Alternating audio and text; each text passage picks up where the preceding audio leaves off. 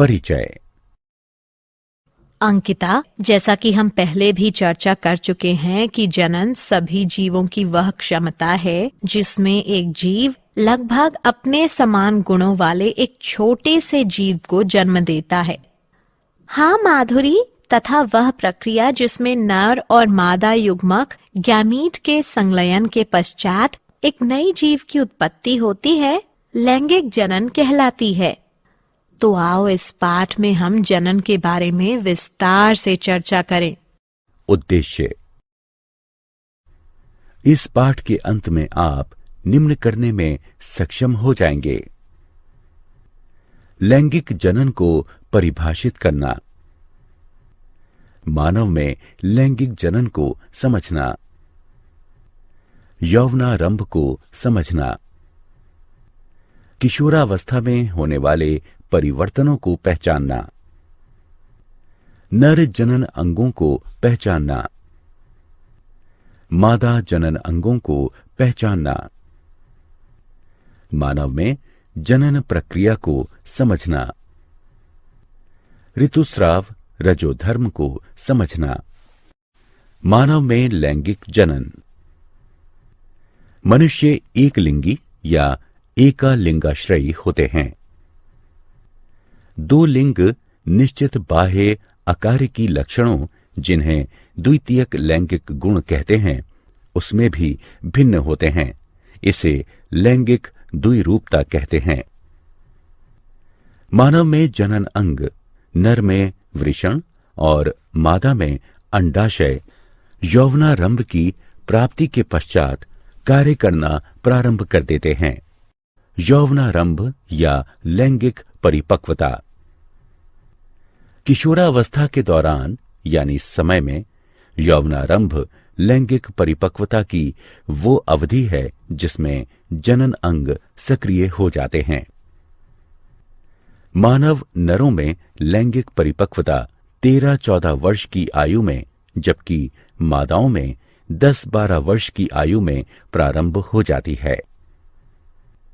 वृषण और अंडाशय जीवन क्षमता वाले युग्मकों को उत्पन्न करते हैं तथा ये हार्मोनों जैसे नरों में वृषण द्वारा टेस्टोस्टेरोन और मादाओं में अंडाशय द्वारा एस्ट्रोजेन तथा प्रोजेस्टेरोन को भी स्रावित करते हैं। लैंगिक परिपक्वता पर होने वाले परिवर्तन। लड़के और लड़कियों दोनों के शरीर के कुछ भागों जैसे कि कांख एवं जांघों के मध्य जननांग क्षेत्र में बाल गुच्छे निकल आते हैं तथा उनका रंग भी गहरा हो जाता है। पैर, हाथ एवं चेहरे पर भी महीन रोम आ जाते हैं। त्वचा अक्सर तैलीय हो जाती है तथा कभी-कभी मुहासे भी निकल आते हैं। लड़कियों में अंडाशय से रजोधर्म प्रारंभ हो जाता है। वसा के जमाव से स्तन के आकार में वृद्धि होने लगती है तथा स्तनाग्र की त्वचा का रंग भी गहरा हो जाता है।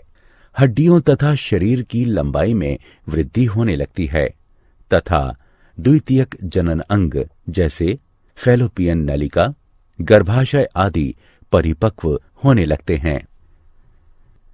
सभी लड़कों में वृषण की शुक्रजनक नलिकाओं की जनन ग्रंथियों से शुक्राणु निकलने लगते हैं। द्वितीयक जनन अंग जैसे प्रस्थ, प्रोस्टेट ग्रंथि तथा शिश्न परिपक्व हो जाते हैं। दिवा स्वप्न अथवा रात्रि में शिश्न भी अक्सर विवर्धन के कारण ऊर्ध्व हो जाता है। नरों से मादाओं में शुक्राणुओं के स्थानांतरण के लिए शिश्न की आवश्यकता होती है। कंधे चौड़े होना, आवाज में भारीपन आना, लंबाई का बढ़ना इत्यादि भी इसके अंतर्गत सम्मिलित है। नर जनन तंत्र। जनन कोशिका उत्पादित करने वाले अंग एवं जनन कोशिकाओं को निषेचन के स्थान तक पहुंचाने वाले अंग संयुक्त रूप से नर जनन तंत्र बनाते हैं।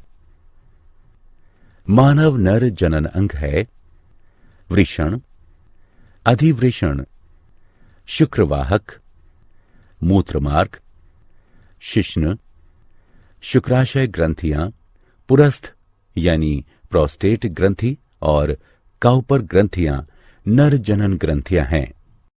वृषण। वृषण छोटे आकार के एक जोड़े अंडाकार और गुलाबी रंग के अंग होते हैं, जो कि एक पतली भित्ति त्वचीय थैली, जिसे वृषण कोश कहते हैं, उसमें उपस्थित होते हैं।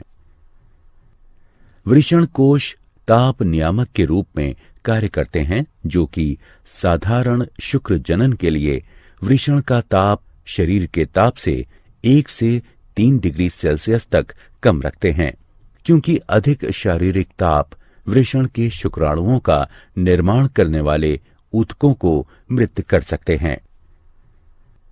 वृषण में शुक्राणु का निर्माण करने वाली जनन ग्रंथियों सहित लगभग 900 पतली तथा घुमावदार शुक्र जनक नलिकाएं पाई जाती हैं। जनन ग्रंथियां शुक्र जनन द्वारा शुक्राणुओं का निर्माण करती हैं। अधिवृषण यानी एपिडिडिमिस। अधिवृषण एक कुंडलीकृत नलिका जैसी संरचना है, जो कि स्थायी रूप से वृषण से जुड़ी होती है और शुक्राणुओं के भंडार गृह की भांति कार्य करती है, जहां पर कि शुक्राणु परिपक्व और गतिशील हो जाते हैं। शुक्रवाहक। शुक्राणु एक लंबी नलिका, जिसे शुक्रवाहक कहते हैं, उसके द्वारा अंगों, जिन्हें शुक्राशय ग्रंथियां कहते हैं, उनमें ले जाए जाते हैं, जहां पर शुक्राणुओं को पोषण मिलता है तथा वे संग्रहित किए जाते हैं। मूत्र मार्ग। मूत्र मार्ग भी लंबी, संकरी और नलिकादार संरचना है। ये स्खलनीय वाहिनी और मूत्राशय से निकली हुई एक वाहिनी के जुड़ने से बनता है, जिससे यह शुक्राणुओं और मूत्र यानी पेशाब दोनों का वहन करता है, और इस प्रकार यह मूत्र जनन नलिका भी कहलाता है।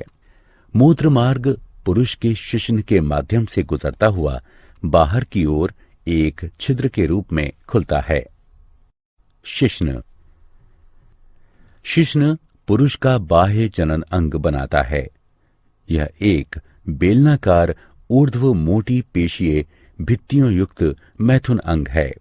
शिश्न के संवेदनशील सिरे को मुंड कहते हैं, जो कि सिकुड़ी हुई त्वचा से ढका हुआ होता है, जिसे लिंग मुंडच्छत कहते हैं।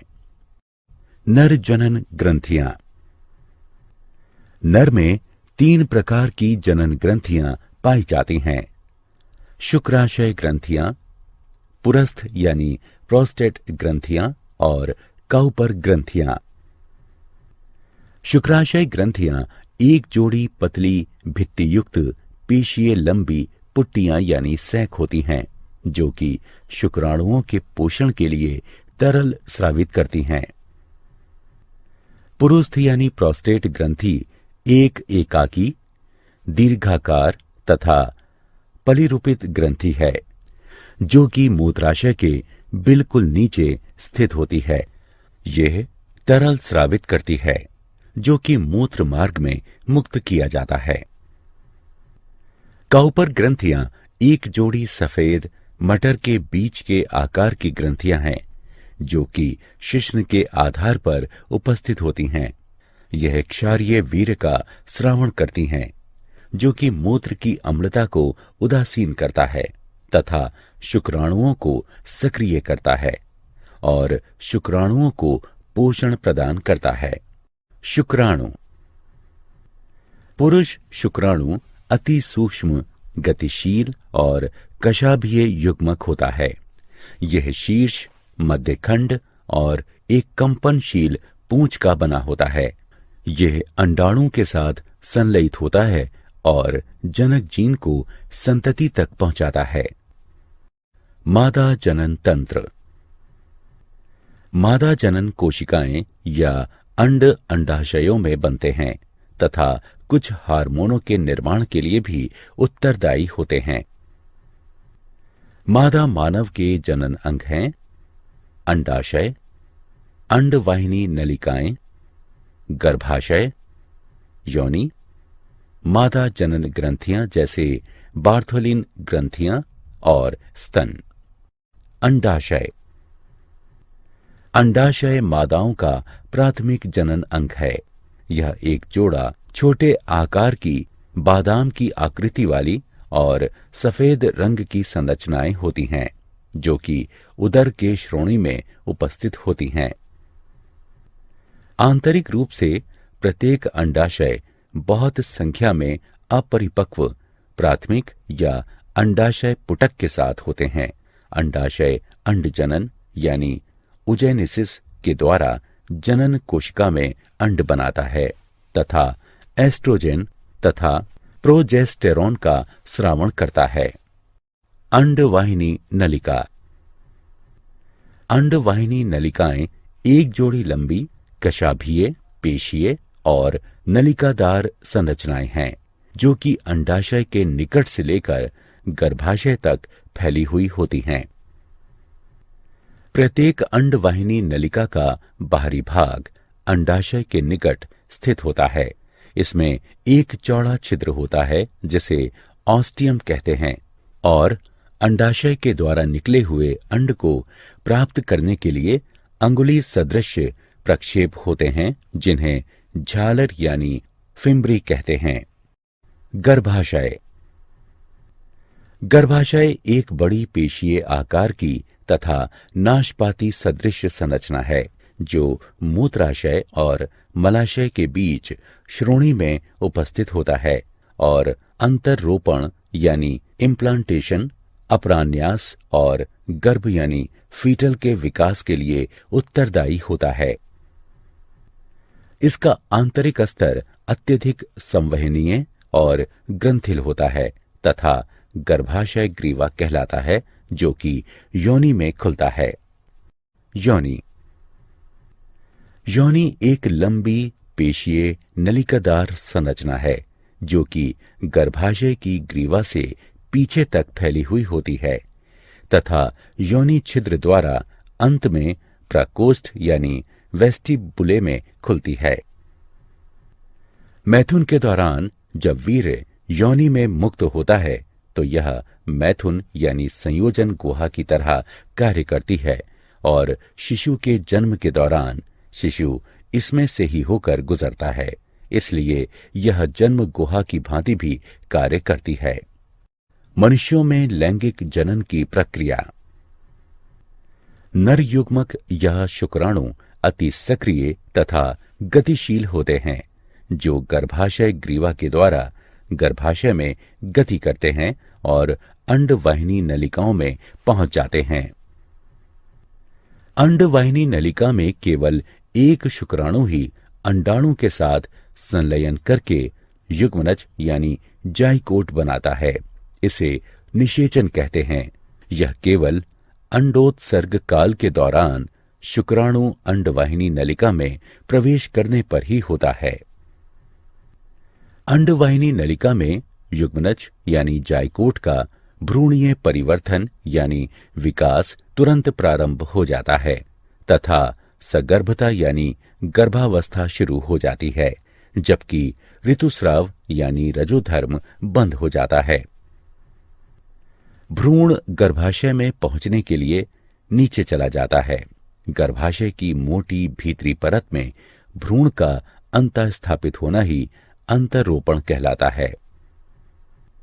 तब गर्भाशय की दीवार और भ्रूण के मध्य एक विशेष ऊतक, जिसे अपरा कहते हैं, उसका विकास हो जाता है, जो कि भ्रूण को ऑक्सीजन तथा पोषण की आपूर्ति एवं कार्बन डाइऑक्साइड तथा भ्रूण द्वारा उत्पन्न उत्सर्जी अवशिष्ट पदार्थों को बाहर निकालने का कार्य करता है। गर्भाशय के अंदर गर्भ यानी फीटल के विकास से लेकर बच्चे के जन्म की अवधि को गर्भावधि यानी जेस्टेशन कहते हैं। गर्भावधि यानी जेस्टेशन के अंत पर पूर्ण विकसित गर्भ यानी फीटल को जन्म देने की प्रक्रिया को प्रसव यानी पार्ट्यूरेशन कहते हैं। मां के शरीर के अंदर बच्चे के विकास की प्रक्रिया में लगभग 9 महीने का समय लगता है। ऋतुस्राव यानी रजोधर्म। रक्तवाहिका के साथ योनि से रक्तस्राव के रूप में गर्भाशय की मोटी और मुलायम आंतरिक दीवारों के टूटने तथा हटने को ऋतुस्राव यानी रजोधर्म कहते हैं। अंडाशय और गर्भाशय में प्रत्येक 28 दिन या 1 महीने बाद आर्तव बहाव की घटना का चक्र होता है, जिसे मादा मानवों में आर्तव चक्र यानी मेंस्ट्रुअल साइकिल या लैंगिक चक्र कहते हैं। यह चक्र 2 से 8 दिनों तक चलता है। क्या आप जानते हैं शुक्राणु वीर्य यानी सीमेन का केवल 10% भाग ही बनाते हैं। मादा 1 वर्ष में लगभग 13 अंडे देती है, जबकि मादा मानव जनन काल के दौरान लगभग 416 अंडे देती है। मानव मादा में यौवनारंभ पर प्रथम ऋतुस्राव रजोधर्म, जिसे रजोदर्शन यानी मैनार्क कहते हैं, इसका प्रारंभ होता है। रजोनी वृत्ति यानी मीनोपॉज वह काल है जब मादा मानवों में अंडोत्सर्ग और आर्तव चक्र स्थायी रूप से हमेशा के लिए बंद हो जाता है। नए जन्मे शिशु का औसत भार 3.5 किलोग्राम होता है। सारांश। आइए हमने जो कुछ सीखा है उसे संक्षेप में दोहराएं। मानव एक लिंगी होते हैं तथा लैंगिक द्विरूपता दर्शाते हैं। नर जनन तंत्र वृषण, अधिवृषण, शुक्रवाहक, मूत्रमार्ग और शिश्न से मिलकर बनता है। शुक्राशय ग्रंथियां पुरुस्थ यानी प्रोस्टेट ग्रंथियां और काउपर ग्रंथियां नर की सहायक जनन ग्रंथियां हैं। मादा जनन तंत्र अंडाशय, अंडवाहिनी नलिका, गर्भाशय, योनि और भग से मिलकर बनता है। बार्थोलिन ग्रंथियां और स्तन मादाओं की सहायक जनन ग्रंथियां हैं।